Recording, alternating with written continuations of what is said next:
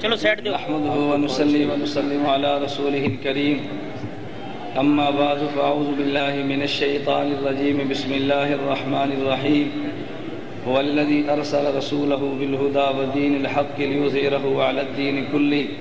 عن انس رضي الله تعالى عنه قال قال النبي صلى الله عليه وسلم ثلاث من اصل الايمان الكف عمن قال لا اله الا الله لا تكفره بذنب ولا تخرجه من الاسلام بعمل والجهاد ماض مزبعثني الله الى ان يقاتل اخر هذه الامه الدجال لا يبطله جور جائر ولا عدل عادل والايمان بالاقدار. اللهم صل على محمد وعلى آل محمد كما صليت على إبراهيم وعلى آل إبراهيم إنك حميد مجيد.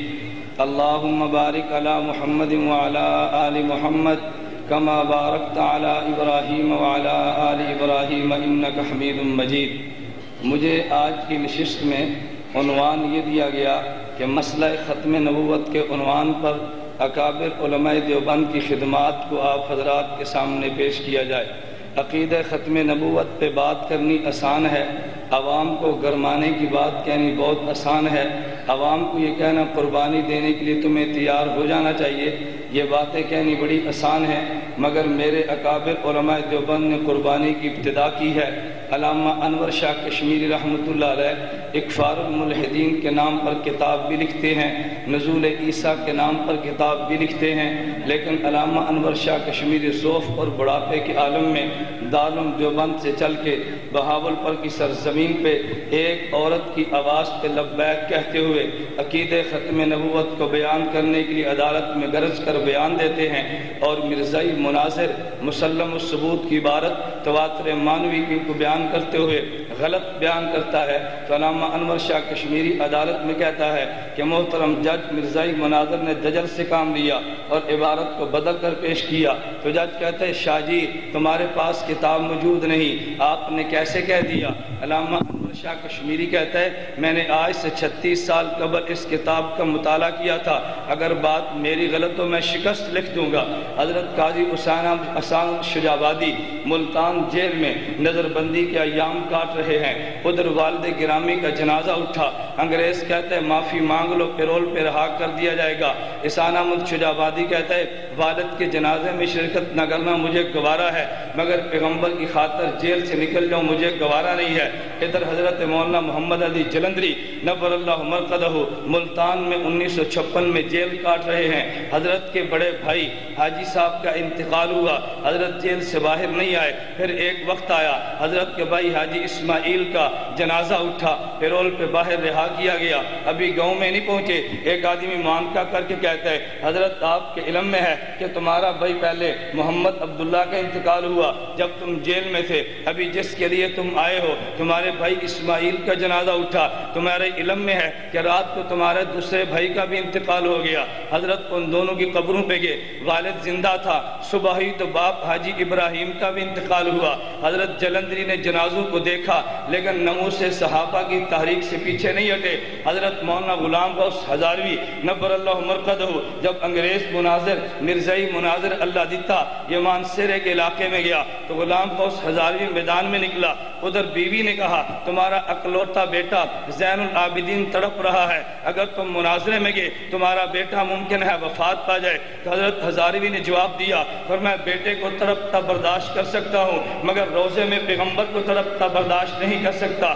ابھی ہزاروی اسٹیج پہ نہیں پہنچا تھا، ابھی وہ بلاری اڈے پہ تھے، خبر آئی تمہارے زین العابدین کا جنازہ اٹھا. ہزاروی نے کہا بیٹے کا جنازہ ادا کرنا فرض کفایہ ہے، پیغمبر کی ناموس کی جنگ لڑنا فرض عین ہے. یہ میرے اکابر علماء دیوبند تھے. میں بڑی جرأت کے ساتھ کہتا ہوں انور شاہ کشمیری نے جنگ شروع کی تھی بہاولپور کی عدالت سے، اور جنگ کو پایا تکمیل تک پہنچایا. قائد انقلاب مفتی محمود نے پاکستان کی اسمبلی میں اگر عدالت میں جنگ آئی ہے تو سید انور شاہ کشمیری دیوبند کا سرخیل آیا ہے.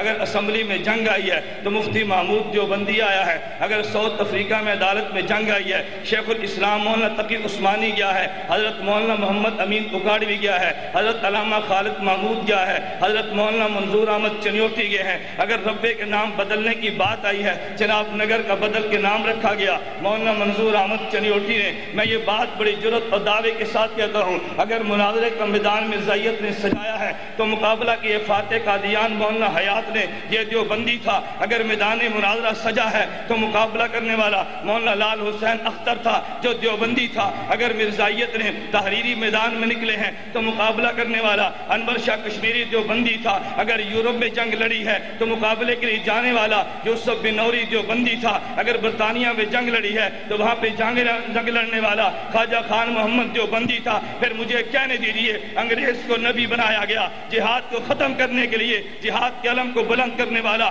افغانستان میں جلال الدین حقانی دیوبندی تھا. مولوی یونس خالد یہ دیوبندی تھا. مجھے یہ بات کہنے دو, اگر آج خلافت کو برپا کر خلافت کو ختم کرنے کے لیے قادیانی کو لایا گیا تو خلافت کو برپا کرنے والا ملا عمر آج بھی دیوبندی ہے. انگریز کو لایا گیا, اور ٹھہر جا, انگریز کو لایا گیا, ایک میں ٹھہر جا, انگریز کو لایا گیا, انگریز کو ملک میں ٹھہر جا, انگریز کو ملک میں لایا گیا دینی نظام کو ختم کرنے کے لیے. اس ملک میں وفاق المدارس کے نام پہ دینی تعلیم کو سر بلند کرنے والا مولانا سلیم اللہ خان دیوبندی ہے. اگر مساجد کو مٹانے کے لیے یہاں پہ انگریز قادیانی کو کھڑا کیا گیا, لال مسجد پہ قربانی دینے والا قاضی عبدالرشید دیوبندی ہے. اگر ناموس صحابہ کو مٹانے کے لیے ٹھہر جا, اگر ناموس صحابہ کو مٹانے کے لیے انگریز کو اپنے پودے کھڑے کرنے پہلے ناموس صحابہ کی جنگ لڑنے والا عبدالستار توسوی دیوبندی ہے. امیر عظیمت مولانا حق نواز دیوبندی ہے. میں کہنا یہ چاہتا ہوں, ہر محاذ پہ علماء دیوبند نے جنگ لڑی ہے. پرویز مشرف بھی سنے, اس کی ذریت بھی سنے, بش بھی سنے, ہم نے ہر محاذ پہ جنگ لڑی ہے. اگر تم نے جنگ چھیڑی, ہم تمہیں اپنے اکابر علماء دیوبند کے نقشے قدم پہ چلتے ہوئے جنگ لڑنے کا حق ادا کر دیں گے. اگر اس سرزمین پہ تم نے انگریز کے پودے کو 100 سالہ جشن منانے کی اجازت دی تو میرے اللہ نے چاہا اور جشن کو تہس نہس کر دیا جائے گا. اگر تم نے اجازت دی تمہاری حکومت میں نیک ٹھوک دیے جائیں گے. اگر تم نے اجازت دی جہاد کے علم کو پاکستان میں سر بلند کر دیا جائے گا. حد ہوتی ہے مسلط کی, حد ہوتی ہے حکمت بھی. میں اپنے اکابر کی موجودگی میں کہتا ہوں, اگر ہر محاذ میں علماء دیوبند نے جنگ لڑی ہے, پھر مجھے کہنے دیجیے یہ ختم نبوت کا سہرا اکابر علماء دیوبند کے سر پہ ہے. ناموس صحابہ کا سہرا اکابر علماء دیوبند پہ ہے. ارے سیاست کا سہرا اکابر علماء دیوبند کے سر پہ ہے. جہاد کا سہرا اکابر علماء دیوبند کے سر پہ ہے. آج ہمیں بھی چاہیے عزم کر لیں, ہم ختم نبوت کے لیے جنگ لڑیں گے, ناموس صحابہ کے لیے جنگ لڑیں گے, مدارس کی جنگ ہم لڑیں گے, مساجد کی جنگ لڑیں گے, طاغوت کے خلاف جنگ لڑیں گے. علم جہاد کو بلند کرتے ہوئے خلافت کا پرچم لہرا کے قادیانیت کی قبر پہ ایک مرتبہ نہیں کروڑ بار لعنت بھیجیں گے.